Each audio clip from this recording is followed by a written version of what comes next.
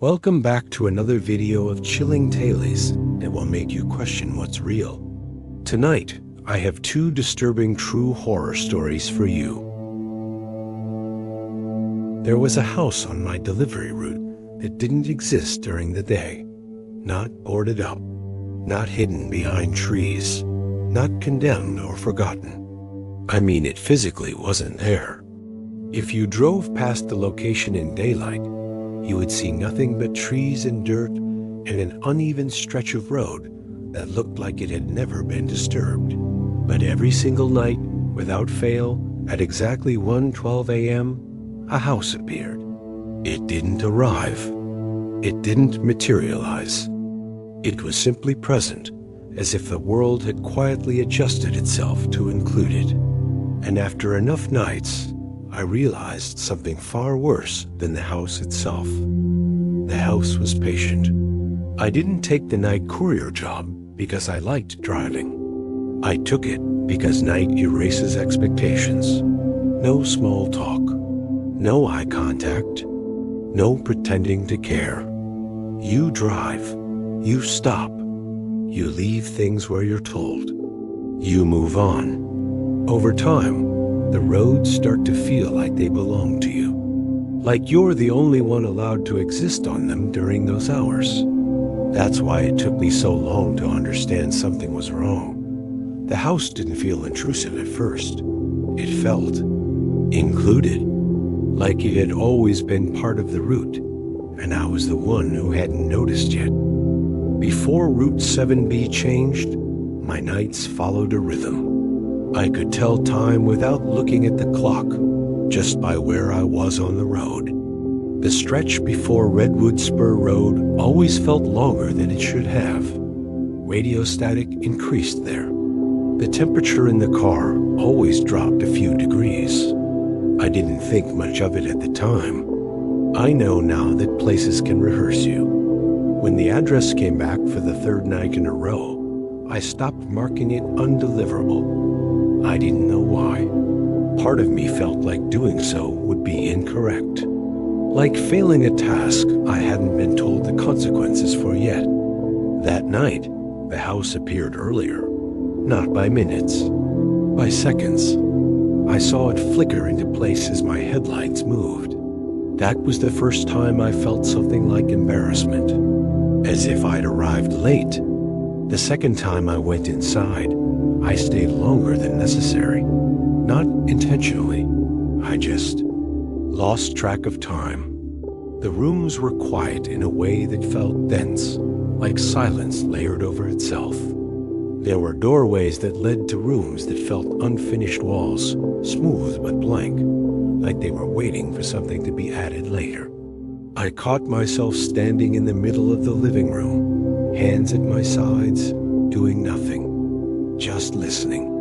That's when I realized the house wasn't silent. It was breathing around me. The exits didn't disappear suddenly. They drifted. Hallways subtly curved where they hadn't before. Door frames felt narrower. At one point, I turned around and found myself facing the kitchen again. I hadn't turned that direction. I remember saying out loud, "Okay," not in fear, in acceptance. That scared me more than panic would have. The delivery notes started including details no dispatcher should have known. Leave shoes on. Don't turn the lights on. Use the left hand. Once, the note said, "Pause before entering." I stood on the porch for almost a full minute that night, heart pounding, before stepping inside. The house felt pleased. There were more photos than I admitted before. Some showed me touching the walls. Others showed me standing still in the hallway, head tilted, like I was listening to someone speak. One photo showed me sitting on the stairs, resting. I don't remember sitting, but I remember being tired. I told myself the house was a stress response. Sleep deprivation, a dissociative episode. I stopped delivering at night, but kept waking up at 1:12 a.m. anyway. Every time I did, My body felt oriented, like I knew exactly where I was supposed to go, like missing an appointment. Even when it didn't appear, I felt it. Passing empty lots felt wrong. Corners of rooms felt unfinished. I began noticing spaces that felt like placeholders. Not empty, reserved. When the house appeared at the end of my driveway, it wasn't sudden. It eased into place like it belonged there. The porch light was already on. The door was open wider than before.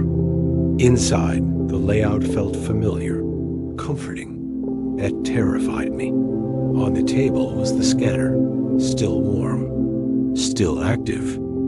I never went inside again. That's the truth. But sometimes, truth doesn't matter. Sometimes what matters is recognition. I still wake up at 1:12 a.m. I still feel the urge to stand, to walk, to finish something I started without realizing it. Because I don't think the house wanted to trap me. I think it wanted to be learned. And once you know the shape of a place like that, it doesn't need to exist anymore. It can live in you. Some houses don't disappear. They wait for you to remember how to come back. The first memory didn't feel wrong. It felt familiar. That's what scared me, because I remembered it clearly, the smell, the light, the exact words someone said to me, except no one else remembered it at all. And the more I tried to prove that these memories weren't real, the more they began to replace the ones that were. I used to trust my memory more than anything. Dates, conversations, small details. I was the kind of person people relied on to remember things accurately. That's why, when I started recalling moments no one else recognized, I assumed the problem was stress, or exhaustion, or maybe the quiet kind of breakdown people don't notice until it's too late. What I didn't understand yet was this: memory doesn't fade all at once. It gets edited. It started with a conversation. I remembered sitting across from my childhood friend in a diner we used to visit all the time. I remembered the cracked vinyl seats, the chipped mug in front of me, the way he leaned forward and said, "We shouldn't talk about this again." When I mentioned it to him later, he laughed. He said we hadn't been to that diner in over 10 years. The diner, according to him, had burned down. I remembered watching it burn. He didn't. After that, the contradictions multiplied. I remembered phone calls that never happened, apologies no one recalled making, arguments people insisted we'd never had. At first, they were harmless, but the details were always vivid, too vivid. I could remember the temperature of the room, the sound of someone breathing before they spoke. Real memories don't feel staged. These didn't either. That's when I noticed the gaps. Moments in my real memories that felt thin, hollow, like pages had been removed and replaced with cleaner ones. I couldn't remember certain birthdays anymore. Faces blurred. Names slipped away. But the new memories? They stayed sharp. The false memories had something in common. In every one of them, someone told me not to remember, not directly, just subtle phrases. Let's not bring this up again. Some things are better left alone. You don't need to carry this. I started writing them down. The list grew faster than it should have. I found an old voicemail on my phone. A message I remembered receiving. In it, a woman whispered my name and said, "You're not supposed to remember this part." The voicemail wasn't there anymore, but I remembered it perfectly, including the timestamp. I tried grounding myself. Photos, journals, old messages. But each time I verified a real memory, another one faded to make room. It felt like my mind had a limit, and something else was deciding what stayed. I asked a therapist about false memories.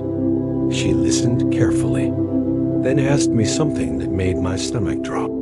Do the memories feel like they're being remembered or returned? I didn't answer, because I already knew.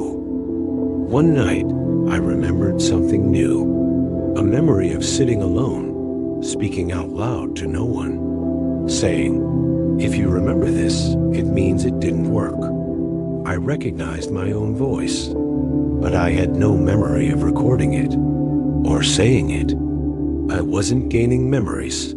I was recovering them.